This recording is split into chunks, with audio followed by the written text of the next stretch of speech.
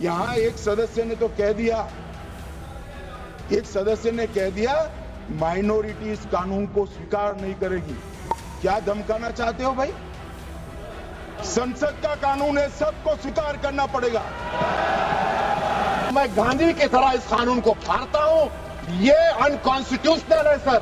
इस देश में झगड़े पैदा करने का काम बीजेपी करना चाहती है। तो ये जो बात कह रहे कि ये बिल असंवैधानिक है, असंवैधानिक काम तो उन्होंने किया है जो बिल फाड़ने का काम किया है। आज मैं पूछना चाहता हूं, आज किस लिए बिल फाड़ दिया? हम इस देश के दुश्मन नहीं, हम इस देश में नौकर भी नहीं है, हम इस देश के मालिक हैं। सर बेट द्वारका के 2 द्वीपों पर दावा ठोक दिया है। क्या भगवान कृष्ण से पहले इस्लाम धर्म आ गया था क्या? भारतीय जनता पार्टी के अंदर मुकाबला चल रहा है कि खराब हिंदू कौन बड़ा है।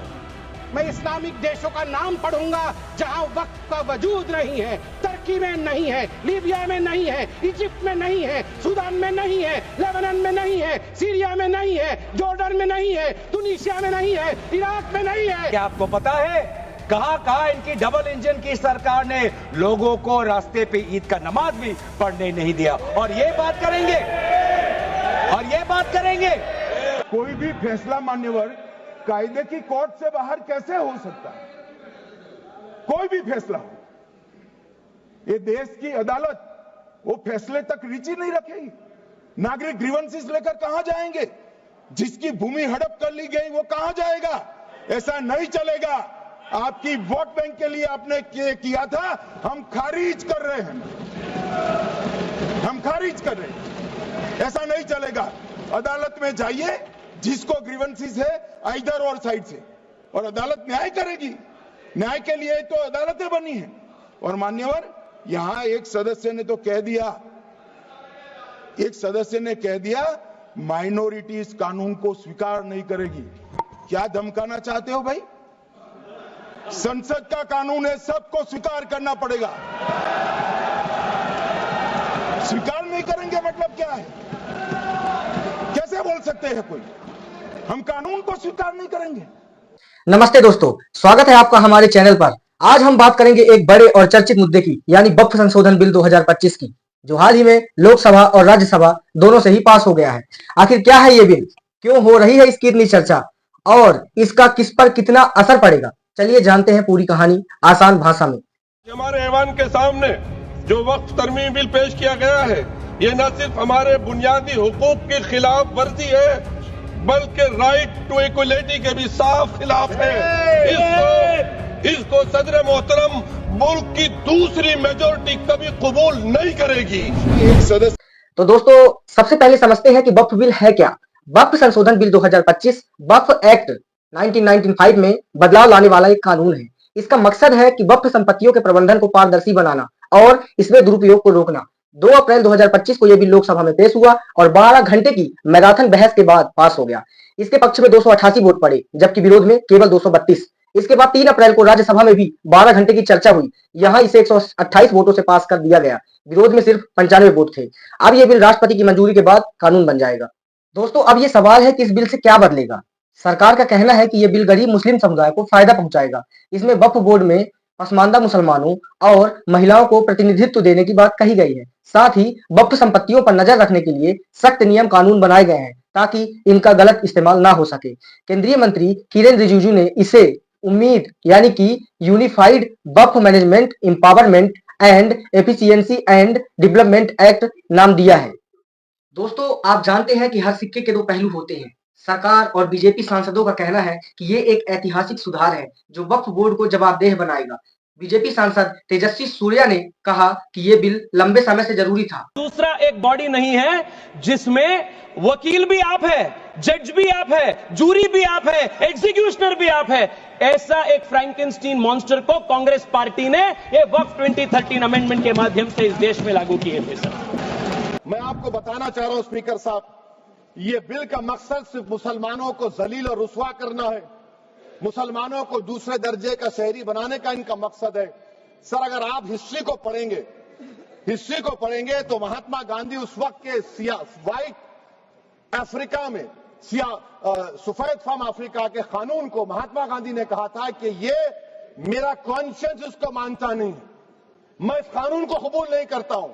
तो महात्मा गांधी ने क्या किया, उन्होंने उस कानून को फाड़ दिया, तो मैं गांधी की तरह इस कानून को फाड़ता हूं। ये अनकॉन्स्टिट्यूशनल है सर। इस देश में झगड़े पैदा करने का काम बीजेपी करना चाहती है मस्जिद और मंदिर के नाम पर, इसीलिए मैं इसका कंडेम करता हूं। अभी भी आपने देखा ओवैसी साहब को कि अभी उन्होंने इस बिल को फाड़ने का काम किया है। तो ये जो बात कह रहे कि ये बिल असंवैधानिक है, असंवैधानिक काम तो उन्होंने किया है जो बिल फाड़ने का काम किया है। आज मैं पूछना चाहता हूं, आज किस लिए बिल फाड़ दिया?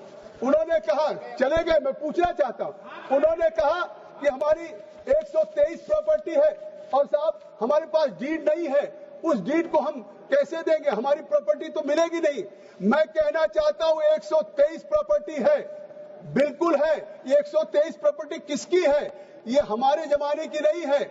जब ब्रिटिशर्स ने, अंग्रेजों ने हिंदुस्तान की राजधानी को कोलकाता से दिल्ली बनाने का फैसला किया और 1911 में जब उन्होंने यहाँ के लुटियन जोन्स की लैंड को एक्वायर किया, लैंड एक्वायर करने के बाद ड्यूली कंपनसेशन दिया और अधिग्रहण कर लिया। और 1911 जो अधिग्रहण ब्रिटिश सरकार ने किया, अखिलेश जी आप भी मुख्यमंत्री रहे, अगर कोई सरकार किसी जमीन का अधिग्रहण कर ले तो फिर उस जमीन को डीनोटिफाई करके किसी को दे नहीं सकती है। यह पहली बार कांग्रेस सरकार ने डीनोटिफाई करके देने का काम किया। मैं पूछना चाहता हूं, अगर आपके पास डॉक्यूमेंट नहीं है, मैं पूछना चाहता हूं कि अगर डॉक्यूमेंट नहीं है, हमारे जेपीसी के मेंबर लोग बैठे हुए, मैं पूछना चाहता हूं ये तुष्टिकरण नहीं तो और क्या था? 1911 की जो ब्रिटिशर्स ने जमीन लिया, बैठ जाइए लाल जी, सुन लीजिए पूरी बात, आपको स्पष्ट हो जाएगा। 1911 में जो जमीन अंग्रेजों ने, ब्रिटिशर्स ने एक्वायर किया राजधानी के लिए, 1911 के बाद 1970 में दिल्ली के वक्फ बोर्ड ने कहा जो 1911 की ब्रिटिशर्स की जमीन एक्वायर थी कि ये वक्फ बोर्ड की है। 1970 में तो वो जो सेक्शन 40 की बात हो रही है, ये शायद देश में नहीं दुनिया में किसी को अधिकार नहीं होगा कि जो ब्रिटिश एक्वायर करके कंपनसेशन दे गए हो उसको 57 सालों के बाद वक्फ बोर्ड कह दे ये वक्फ की जमीन है, और उसके बाद ये कह रहे हैं हमें मिल नहीं रहे वैसे साहब। माननीय अल्पसंख्यक मंत्री जी कह रहे थे कि विपक्ष गुमराह कर रहा है, बल्कि हकीकत यह है विपक्ष गुमराह नहीं कर रहा इस बिल के ऊपर, बल्कि आप लोग गुमराह कर रहे हैं। आप लोग गुमराह कर रहे हैं इस सदन को, आप लोग गुमराह कर रहे हैं इस समाज को, इस देश को। आपकी सरकार का नारा था का सबका साथ सबका विकास। मैं पूछना चाहता हूं ये आपका नारा खोखला है। मुस्लिम समाज को टारगेट करके नुकसान पहुंचाने की आपकी मंशा साफ हो गई है। माननीय गृह मंत्री जी श्री अमित शाह साहब भी यहाँ बैठे हुए हैं।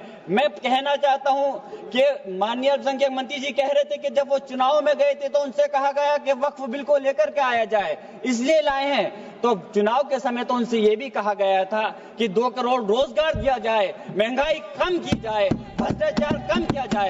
हमारे लोगों को उस चीज की जरूरत है, वो क्यों नहीं देते? मैं कहना चाहता हूं कि इस देश का मुसलमान दुश्मन नहीं है, इस देश का मुसलमान वफादार है, इस देश की तरक्की चाहता है, इस देश का विकास चाहता है। और हमारे बुजुर्गों ने लाखों की तादाद में इस देश को आजाद कराने के समय अपनी जान माल की कुर्बानियां देकर के साबित किया था। देश का जब बंटवारा किया था माननीय अध्यक्ष जी, तो उस वक्त अगर जो मुसलमानों को प्यार था पाकिस्तान से वो चले गए, जिनको इस हिंदुस्तान से प्यार था, वफा थी, वो आज इस हिंदुस्तान के अंदर है।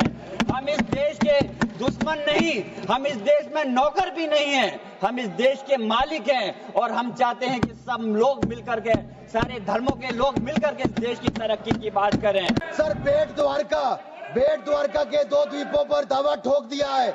क्या भगवान कृष्ण से पहले इस्लाम धर्म आ गया था? क्या भगवान कृष्ण से पहले इस्लाम धर्म आ गया था? सर यही नहीं, कल क्या आनंद भवन और नेशनल हेरिटेज पर आकर मैंने अभी बार सुना था कि आनंद भवन और नेशनल हेरिटेज पर वक्फ बोर्ड अपना दावा ठोकने वाले हैं, तो दे दोगे क्या? बता दिया। और यही नहीं सर, एएसआई संरक्षित स्मारकों पर भी सर यही नहीं सर, कर्नाटक में 53 ऐतिहासिक स्मारकों को वक्फ संपत्ति घोषित कर दिया है। अध्यक्ष महोदय, मैं कहना चाहता हूं ये जो बिल लाया जा रहा है, भारतीय जनता पार्टी में एक मुकाबला चल रहा है। भारतीय जनता पार्टी के अंदर मुकाबला चल रहा है कि खराब हिंदू कौन बड़ा है। और ये बात अध्यक्ष महोदय मैं ऐसे ही नहीं कह रहा हूं। जो पार्टी ये कहती हो कि दुनिया की सबसे बड़ी पार्टी है, अध्यक्ष महोदय वो अपना राष्ट्रीय अध्यक्ष नहीं चुन पाए अभी तक।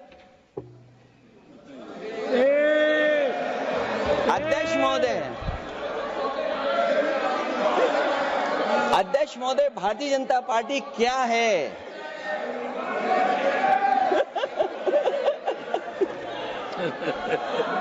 जी, मैं अखिलेश जी ने बहुत हंसते हंसते कहा है, इसको हंसते हंसते जवाब देना। इस सामने जितनी पार्टियां हैं उनका राष्ट्रीय अध्यक्ष उन 5 लोगों को ही चुनना है परिवार के। हमें माननीय अध्यक्ष जी करोड़ों सदस्यों में से 12-13 करोड़ सदस्य प्रक्रिया कर कर चुनना है तो देर लगती है। आपके यहां जरा भी देर नहीं लगेगी। मैं कह देता हूं अभी 25 साल तक आप अध्यक्ष हो जाओ, नहीं बदल सकता। अध्यक्ष महोदय, क्योंकि जो बात निकल के आई है वो मैं फिर आगे बढ़ा दूं। अध्यक्ष महोदय, जो बात सोशल मीडिया या और जगह गुपचुप हो रही है, कहीं ऐसा तो नहीं था कि अभी कुछ दिन पहले यात्रा जो हुई है वो कहीं 75 वर्ष की एक्सटेंशन वाली यात्रा तो नहीं थी। अध्यक्ष महोदय, ये जो इस बार जो वक्फ बिल आया है, नाकामी का पर्दा इस बार है वक्फ बिल। और नाकामी कोई एक आध नहीं है, मैं कई नाकामियां बता सकता हूं। अभी मैं माननीय सदस्यों को सुन रहा था, वो पुराने कई बिल उनके बारे में चर्चा कर रहे थे कि कितने प्रोग्रेसिव बिल लेकर के आए हैं। मुझे याद है मैं उत्तर प्रदेश में उस समय था और मुझे लगा कि शायद इनकी वो बात ठीक होगी। एक ये बहुत तैयारी के साथ फैसला लेकर के आए थे और फैसला ये लिया था आधी रात के आज के बाद नोट नहीं चलेंगे, नोट बंद हो जाएंगे। अध्यक्ष महोदय, उस नोटबंदी नाकामी के बारे में भी तो चर्चा हो जाए कि अभी भी न जाने कितनी जगह पर कितना रुपया निकला जा रहा है, कितना निकल करके आ रहा है। केवल नाकामी नोटबंदी की नहीं, नाकामी बेरोजगारी की भी है, नाकामी महंगाई की भी है, नाकामी किसान की आय दोगुनी नहीं कर पाए वो भी इनकी नाकामी है। मुझे याद है एक माननीय मंत्री जी पूरे देश की नदियों के बारे में बीओडी बता रहे थे, लेकिन माननीय मंत्री जी ये भूल गए कि उनके शहर में, उनके क्षेत्र की जो नदी है उसकी बीओडी क्या है। गंगा क्या साफ हो गई, यमुना क्या साफ हो गई, स्मार्ट सिटी क्या बन गई, क्या गोद लिए हुए गांव इन्होंने गोद से उतार दिए, उनकी क्या दुर्दशा है।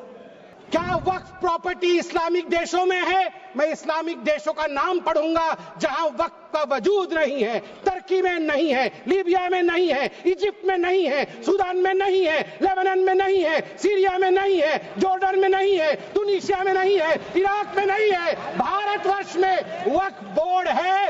वक्फ प्रॉपर्टी को कानूनन सुरक्षा, लीगल प्रोटेक्शन दिया गया है, उसके बाद भी हंगामा क्यों है बरपा? उसके बाद भी हंगामा क्यों है बरपा? मैं पूछना चाहता हूं, क्या गुनाह है मोदी जी का? क्या गुनाह है हमारा? हमारा गुनाह सिर्फ इतना है कि हम सबका साथ चाहते हैं, हम आगा खानियों का साथ चाहते हैं, हाँ हम बोहरा समाज का साथ चाहते हैं, हम पसमंदा समाज का जो पिछड़ा वर्ग है मुसलमान समाज में उसका साथ चाहते हैं, हाँ हम चाहते हैं महिलाओं का रिप्रेजेंटेशन और प्रतिनिधित्व हो। क्या ये गलती है? क्या मोदी जी गलती कर रहे हैं? आप बताइए। हम सबका विकास चाहते हैं, हम चाहते हैं वक्फ औलाद के अंतर्गत जब आपकी फैमिली लाइन समाप्त होती हो उस समय अगर एक बेवा हो, उस समय यदि तलाकशुदा महिला हो, उसको नजरअंदाज करते हुए किसी भी कीमत पर प्रॉपर्टी जो है वो वक्फ पे पास नहीं जानी चाहिए। ये इस सरकार का इस बिल के द्वारा 4 इनके मूल उद्देश्य। पहला मूल उद्देश्य है कि संविधान को कमजोर करना, टू डाइल्यूट द कॉन्स्टिट्यूशन। इनका दूसरा उद्देश्य है भ्रम फैलाना, to defame the minority communities of India. इनका तीसरा उद्देश्य है to divide the Indian society. हमेशा एक हमारे बीच में एक लिटिगेशन चलता रहे, मसला और बढ़ता जाए, ये उनका उद्देश्य है। और चौथा इनका उद्देश्य डाइल्यूट, डिफेम, डिवाइड, और चौथा इनका उद्देश्य है to disenfranchise the minority communities. आज माइनॉरिटी कम्युनिटीज के प्रति अपनी संवेदना जता रहे हैं। सर, कुछ हफ्ते पहले देश में विभिन्न जगहों में लोगों ने ईद की शुभकामनाएं एक दूसरे को दी, और क्या आपको पता है कहां इनकी डबल इंजन की सरकार ने लोगों को रास्ते पे ईद का नमाज भी पढ़ने नहीं दिया। और ये बात करेंगे आप अल्पसंख्यकों के प्रति अपनी संवेदना जताते हैं। मैं पूछना चाहता हूं कि आपके लोकसभा में कितने एमपीज अल्पसंख्यक हैं? पहले उसका विवरण दीजिए और फिर हमें बताइए कि आपके दिल में कितना संवेदना है। सर, मेरा तो मैंने जिस दिन भी ये बिल इंट्रोड्यूस हुआ उस दिन भी आदरणीय मंत्री को मैंने सुना, और आज भी मैंने उनको सुना। जिस दिन उन्होंने इंट्रोड्यूस किया उस दिन भी अगर आप उनका स्टेटमेंट पढ़े तो उन्होंने कहा कि इसको बिल लाने से पहले बहुत विस्तार रूप से इस बिल की लाने के लिए चर्चा हुई थी। सर, पूरा का पूरा मिसलीडिंग। 2023 में सर सरकार 24 में आई, ये खुद 24 के बीच में इन्होंने अपना बिल लाया। 23 सन के वर्ष में 4 बार माइनॉरिटी अफेयर्स कमेटी की बैठक हुई। मुंबई में हुई 13 जुलाई, दिल्ली में हुई 21 जुलाई को, लखनऊ में हुआ 24 जुलाई को, दिल्ली में 2 बार हुआ 20 सितंबर और 7 नवंबर को। मैं आदरणीय सरकार से दरखास्त करूंगा कि इन 5 सरकारी जो मीटिंग हुई मिनिस्ट्री ऑफ माइनॉरिटी अफेयर्स का, उनका मिनट्स टेबल पे रखे। एक भी मीटिंग में नया वक्फ अमेंडमेंट बिल चाहिए उसका जिक्र भी नहीं हुआ।